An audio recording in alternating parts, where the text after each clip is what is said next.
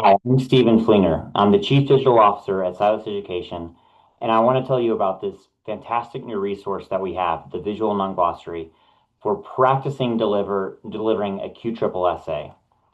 So QSSSA, if you're not familiar with it, is a process of structuring academic conversations. And when implementing it for the first time, it can be really helpful to practice implementing it in a PLC or with a couple of fellow educator colleagues. And so this resource that we've created helps facilitate a practice scenario between yourself and maybe two or three other colleagues, again, maybe in a PLC. On the first slide of this guide is a outline of what all the icons represent. Every single example in this slide deck is going to have a script on it.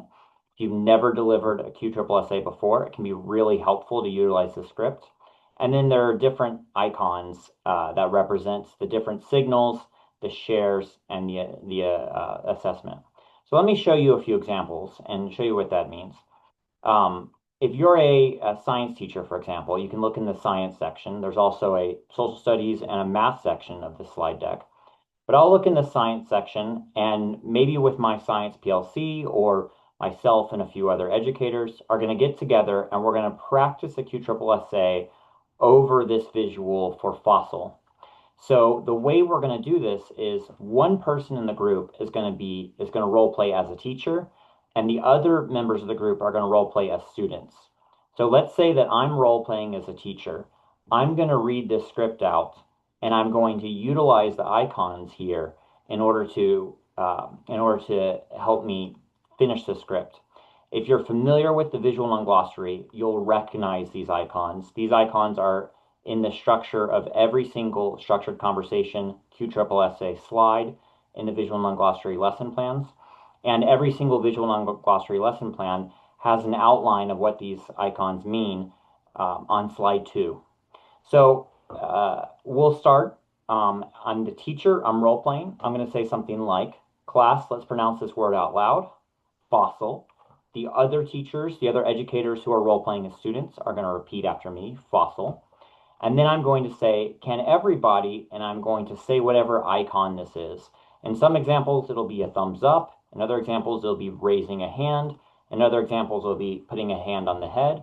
Let's say, can everyone raise your thumb up like this? So I'll say that to the teachers in my group who are role-playing as students. They'll all raise their thumb. And then I'll say, think about this question. How do fossils form? When you are ready to finish this sentence, fossils form by, show me by, undoing the signal will mean just putting your hand down. So show me by putting your hand down. And I'll say, you're going to share with your elbow partner. The person in your group that will go first is, again, these icons will change in all the different examples. There's the person closest to the door, the person with the darkest shoe, or the person with the darkest shirt on. In this case of the person with the who's closest to the door, I'll say the person that's closest to the door will go first. I'm going to randomly call on someone to share. So the teachers in that small group that are role playing as students are going to share with each other fossils formed by, fossils formed by. They'll have that conversation.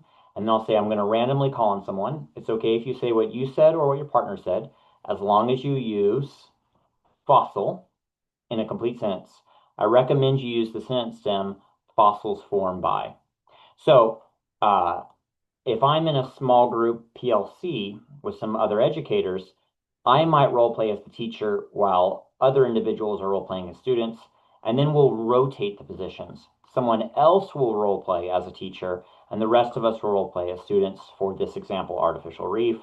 Or maybe we'll do one more round in which another person role plays as teacher, and we have another example. So we have 3 examples of different grade levels for science, 3 examples for social studies, and 3 examples for math. Different grade levels, different examples. And again, these icons are laid out on the very first slide. You can see the script on the slide, and then you can see what it is, the language to fill in this script. If you've never delivered a QSSSA to a class before, I would recommend going through this script, but subsequently you can structure those conversations any way you want. You have the signals and the shares and the assess, as well as the sense and the question already available. So I hope you enjoy using this, and I wish you the best of luck with this, and and I hope you enjoy.